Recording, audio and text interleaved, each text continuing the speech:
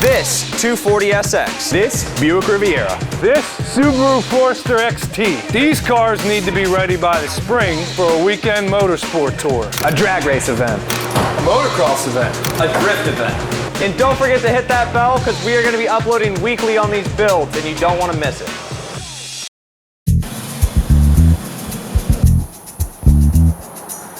Welcome. Tonight we are, hold on, my face is itchy. My hands are dirty. Can't wipe my face. Welcome.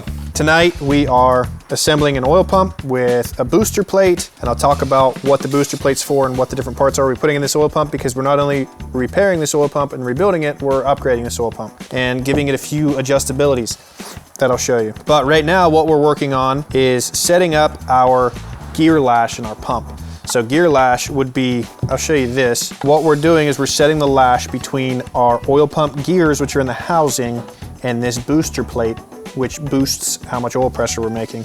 This booster plate is put in here most of the time because this is an aluminum housing with steel gears to run the oil pump. And as long as there's always oil in it, that's fine. But old engines burn oil, run low on oil, and then if this pump runs without oil in it, it can score the housing up very quickly. And this booster plate we have in here helps to get rid of that gap. Right now we have it assembled once already to see what our base lash is, which is the up and down movement of this shaft in a thiswardly direction, how much play we have between the bottom of that gear and the top of this plate right here. So I'm gonna pull it back apart and I'll show you what we're talking about. My task at the moment is getting this oil pan clean, and it is super grimy. This looks really good. This is a big improvement. I've been working on it for like 20 minutes. This stuff's just been on there for so long. Probably like, what, this car's 53 years old. So this is like 53-year-old conventional oil that's just been sitting on this pan. And there's a little bit of rust, so all of it has like bonded to the rust. So here pretty soon I'll have it all cleaned up. We're ready to put it on and paint it. All right, so this is how the oil pump works. Down inside of here, oil gets pushed in through one side, into the side of these gears. These gears take it and spin and crush it between the teeth and then shove it out that side as hard as it can. The act of pushing it through there causes a vacuum on this side, pulls more oil, pushes it and builds pressure. It circulates it through the engine from there. Circulates it out through this hole and then out through these ports. What'll happen is, now without our booster plate, what we're looking at is you see these marks right here? You can actually feel it with your fingernail. That's where the pump, those gears used to ride on this plate, this aluminum plate. Once it wears into here, and it also wears to the top side, you can see in there, there's also scoring up there. That causes too much clearance between the two, which clearance is loss of oil pressure. We know this engine had oil pressure when we pulled it apart. It always ran good and always had good oil pressure, but since we're here and we're building a higher compression engine, we need more oil to our mains. We're gonna upgrade it and make sure nothing happens. That's where this comes in. This is called a booster plate. And what it does is it goes between our two surfaces here, between this worn surface and that set of gears, and it eliminates some of that gap. And then we shim it out to the proper depth so that it sits against this properly. This won't wear like that aluminum did. So this should last the rest of the life of the engine without an issue.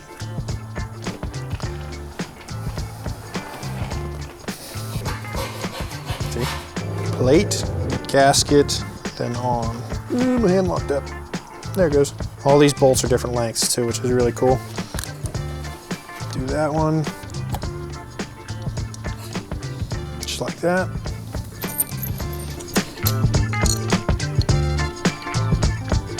Yep. Yep. Torque everything again.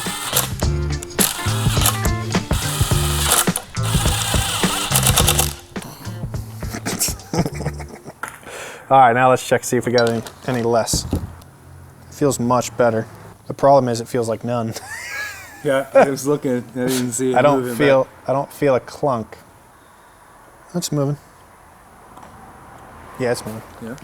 Yep. Here, keep an eye on it right there. I can hear it, but I don't see it. Spin it though. If it was clamped in there, it wouldn't spin. Spin's good. Also, that's going to this gear, yeah. And that other one sat up a little higher. But this gear spinning means the other one's spinning. I mean, it's 2000s. Wait, it's moving. Wait, look at it. Will you look at it? Just look at it. It's moving. Hey, quit moving. It was, dude. It was moving for a second. I didn't see it moving. I just said that to make you feel better. I know. I just I mean, 2000s right there. is tiny. It's a really small air gap. Shine that light down here. I don't know that you would feel that. Is it full of petroleum jelly? See it? Look at it. Oh yeah. It's moving precisely 2000s. Yeah. Exactly 2000s. I just measured it. I did too. And it feels really good. So I'm saying we assemble it. You want to see it move? Mm-hmm. Wait, I gotta get it. I gotta hold on to it just the right way. You gotta watch right there. Mm-hmm.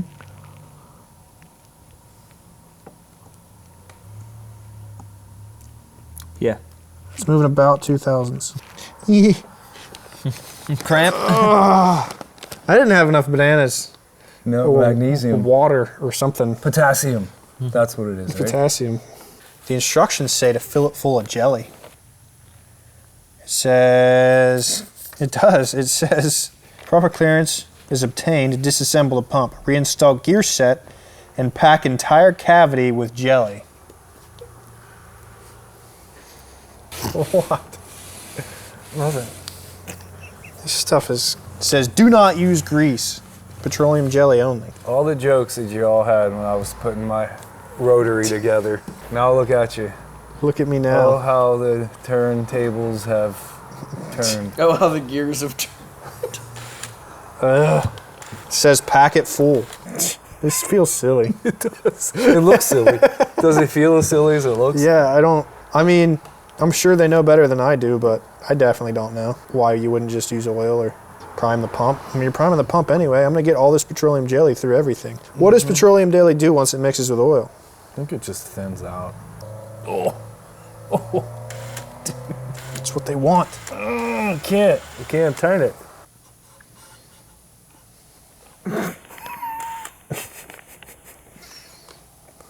Give it some more.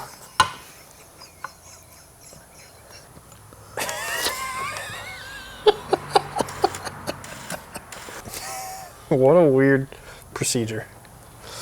Anyway, it says use RTV. Look at John over there cleaning up that oil pan. What a nice guy. So this is your oil relief spring. This is what regulates your oil pressure. Controls how much oil pressure can get out of the pump into the engine. Once it reaches a certain amount of pressure, this valve in here will bypass the oil pressure and just dump it back into the pan. It'll keep it from building too much oil pressure, because too much oil pressure is just as bad as not enough. So what we're putting in its place is a oil pressure regulator. So what this will do is we'll be able to set our oil pressure for initial startup, and these come preset. We're just going to replace the spring that matches it with this spring. The reason you want to do that is because these engines with this oil pump setup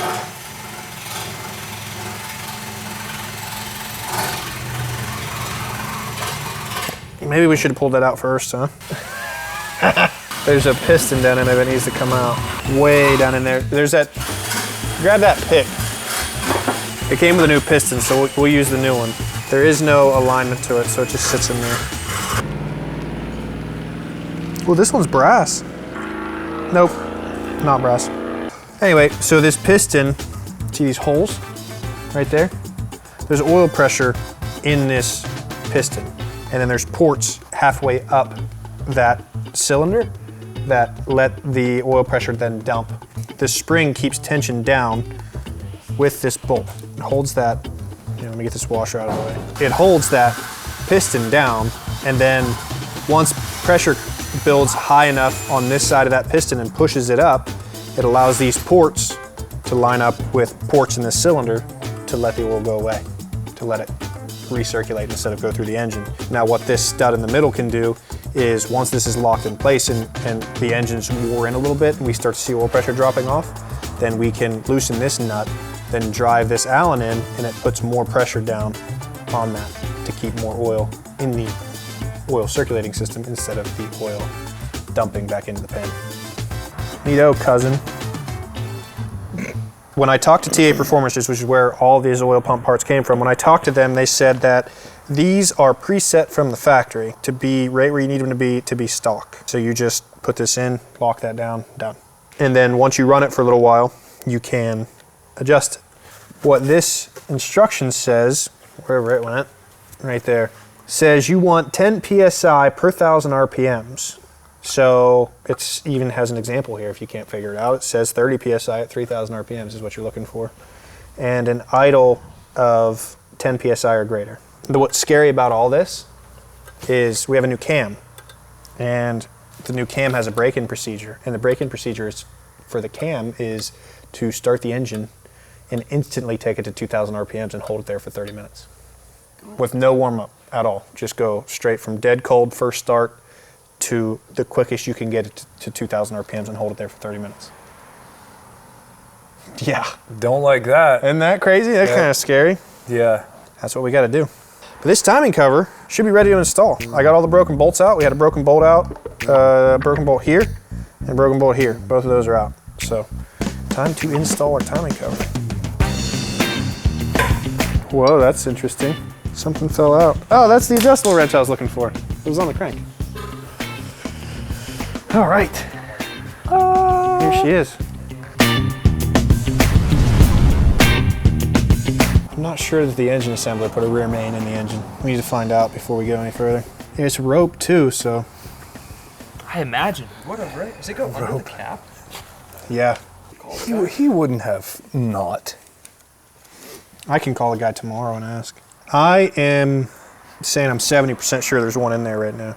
I think when we prime the oil system, We'll find out. we'll find out. Pretty We're going to quick. prime it on the stand, so. Sure. I'll call him tomorrow Rope? and ask if he would have put a rear main in it or not. Rope. It sucks. It sucks hard.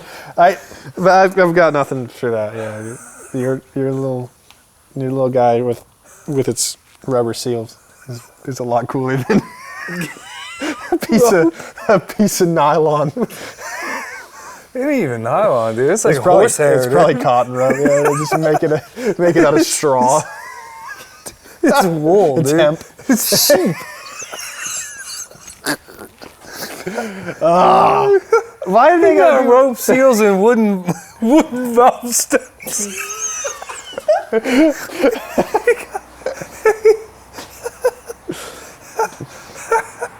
All right, here's the deal. If I beat you in a drag race with this old rope seal wooden pushrod engine, you have to take my old rope seal we're gonna pull out of that front and hang it from your mirror forever. Deal. Deal. Have a rope seal hanging from your rearview mirror.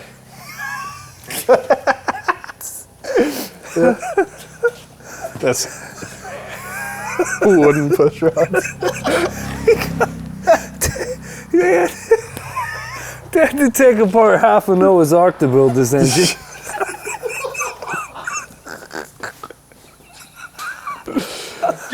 I can't. John, what's our ETA on an oil pan? What? What's the ETA on the oil pan over there? 5 minutes. 5 minutes? All right. Everything else is ready here. Let's do some RTV work and get these gaskets sat in place so that when John's ready, we can just put the pan on. You can pull the timing cover without pulling the pan. So we should be able to put the pan on and put the timing cover on after. The only thing I'm worried about with this is, as you can see, the way this works, is this oil pan seal goes the rest of the way up for the timing cover. Look. So that missing stuff here is the timing cover. But I think it should be able to just sit there and then we can put the timing cover on after. Yeah, it looks like it. I think so.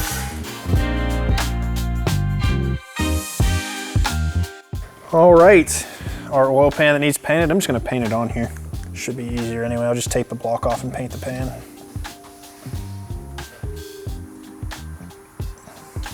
Nice. Nice. I like the color. I think it's gonna look good.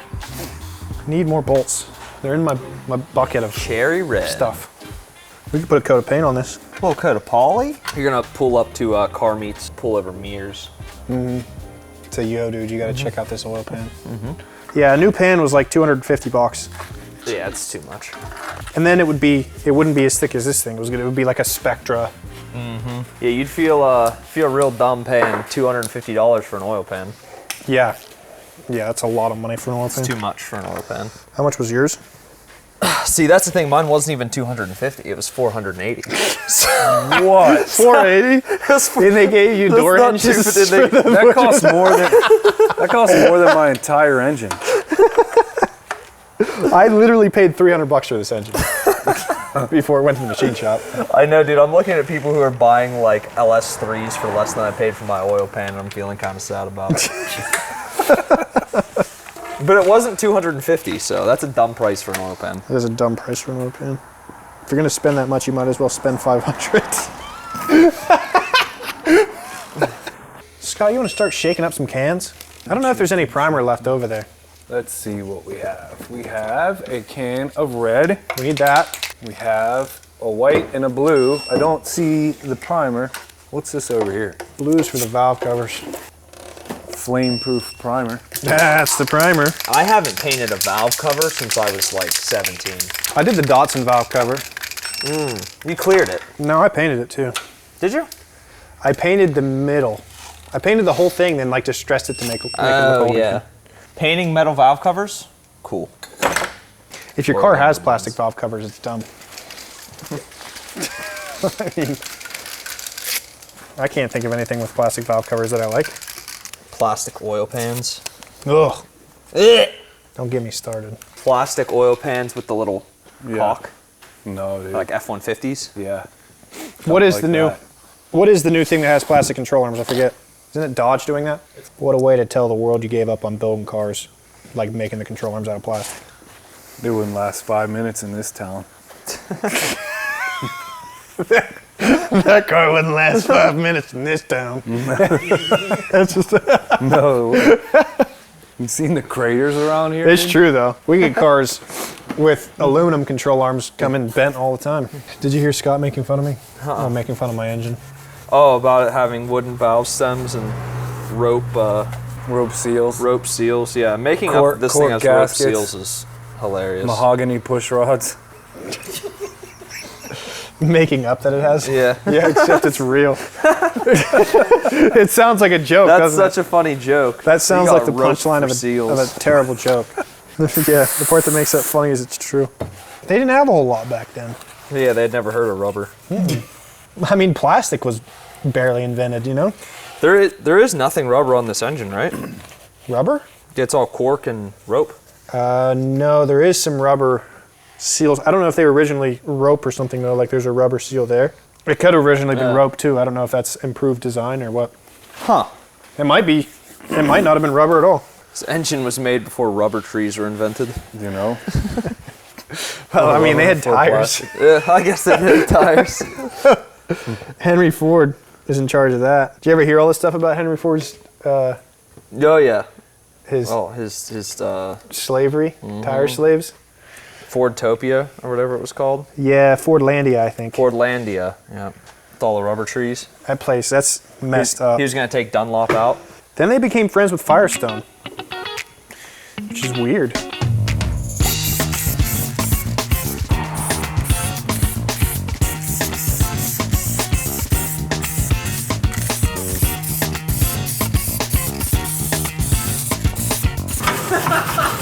Stop. What the heck, dude? There it goes.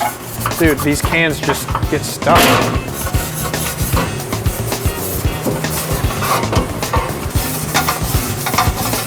What are we painting on here? The valve covers?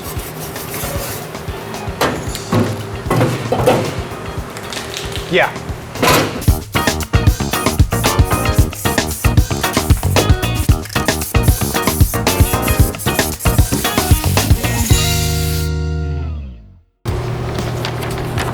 Stars. Look at that. John, I need some vision here. I need to figure out how to lay these stars out Okay. and make them look good. Yep. I got big ones, but they're like, that would be the entire valve cover. That's too big, I think. Well, unless we started with a big one and then it like broke up into star dust. Do you want them on the Which is sides? smaller stars. Or do you only want them on the tops? Well, let's see where we get. Let's start with the top. I don't really care about this side that much. You won't see it. This side you might see a little bit, but if we're gonna do the sides, we might as well do all of them and then maybe one on the front. Do you think it would look goofy if we had one laying over the corner? Do you think it would look distorted and weird? Yes. Think so? I think the problem with that would be getting one of these to lay down flat enough that the paint won't seep through it. Yeah. I mean, we could we could definitely make something work like that, but Can I see that? we have large and then medium and then small, and then some more mediums up the side. So I'm gonna cut these out so we can actually take them off piece by piece and start kind of figuring where we wanna go. Should be a little easier to tell what we wanna do. I wanna see where you're gonna stop, but I think I have an idea where some little should go. This one's gonna be right out front. It's a proud one. They're sticking really well. And you said cricket, I don't know, I've never seen anything done with a cricket before, so I was kind of skeptical.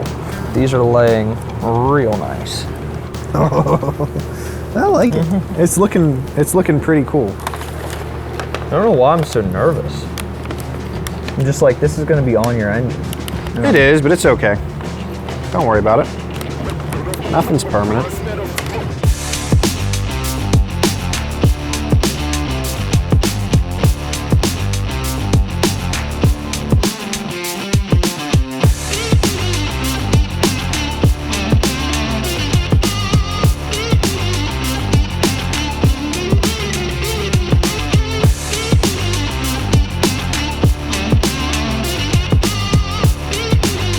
All right, let's sit them on there and make sure they look swoopy.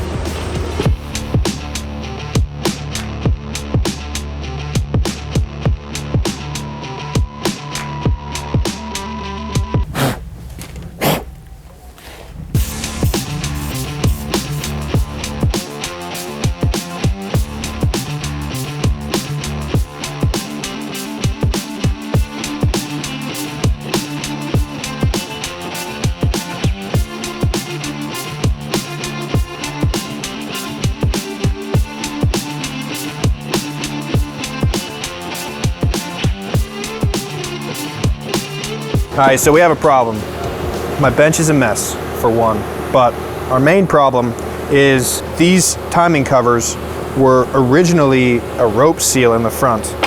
This is a rope seal, and they call it that because it's literally a piece of rope. Look at that. You can start your lawnmower with that. It's just rope. And it's tucked in behind this seal. Now you can still do rope seals, and a lot of guys swear by rope seals. Actually, the rear main seal in this engine is a rope seal. But I called the engine shop, the guys that specialize in doing this every day, and asked them what they would do. Would you prefer a rope seal in the front main or a replacement upgraded style seal, something rubber? And pretty much unanimously everybody in that shop said do a newer style seal in the front. Did some research, found a part number, cross-referenced that part number into AutoZone system, and found this seal. And it's wrong. Doesn't work. I think what it's meant to do, I couldn't find any videos online or any instructions on how to install it yet, but I think it's supposed to install here. So originally, this sat here, and inside of this cup was the rope seal, like this. Like that. Now I think what's meant to happen is this is supposed to seal to the back like that, but this is just, it's not mathing. So tomorrow I'm gonna do some research. I'm gonna talk to TA Performance, which is who knows this stuff, and have them at least give me some instruction on what I'm doing wrong here. Maybe tomorrow, if I can find the right part number early in the morning, I can order the seal and potentially get over here and still shoot the priming of this engine for you guys, getting the oil to pump up in the valves and getting the oil up in the top, which to me is really exciting. It might not be that exciting to you, but really excited about that. But for tonight, we are stuck.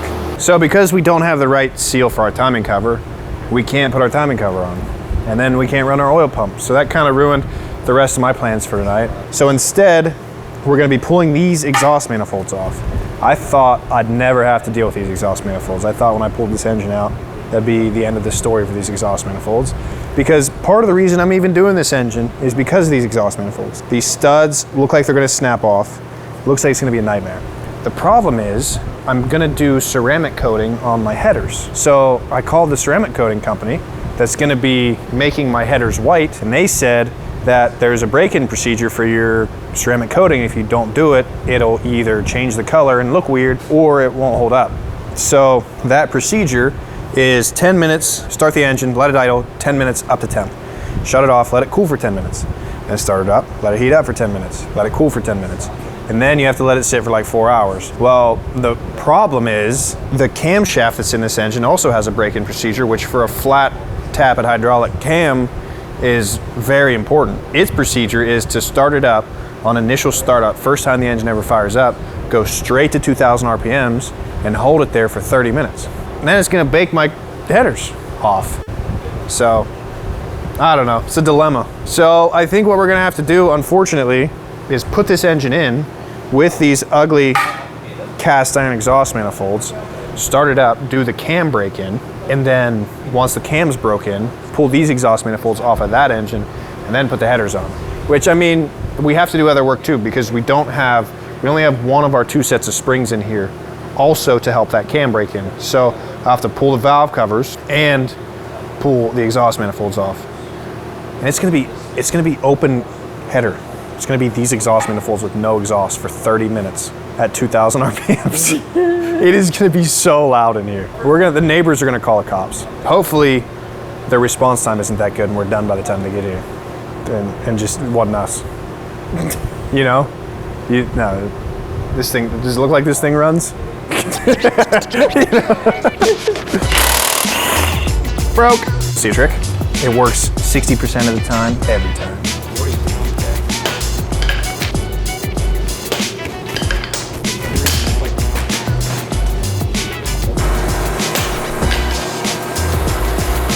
Nope, that's the washer. Works. Nice. All right, this is gonna get bad. None of these bolts are the same size they used to be. 9/16, I'll go 14. Gear wrench is lifetime warranty, right? Oh, we got another one. Oh, that one's bad. That's the one we were trying, remember?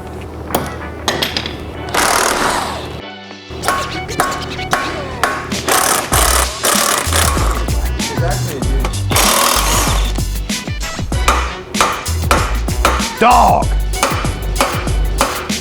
Get out of there.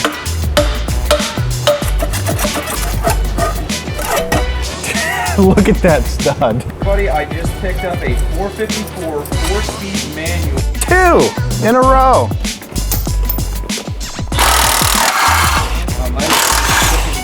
That one's round, that one's a deep well. There's only 2 left though. Nope.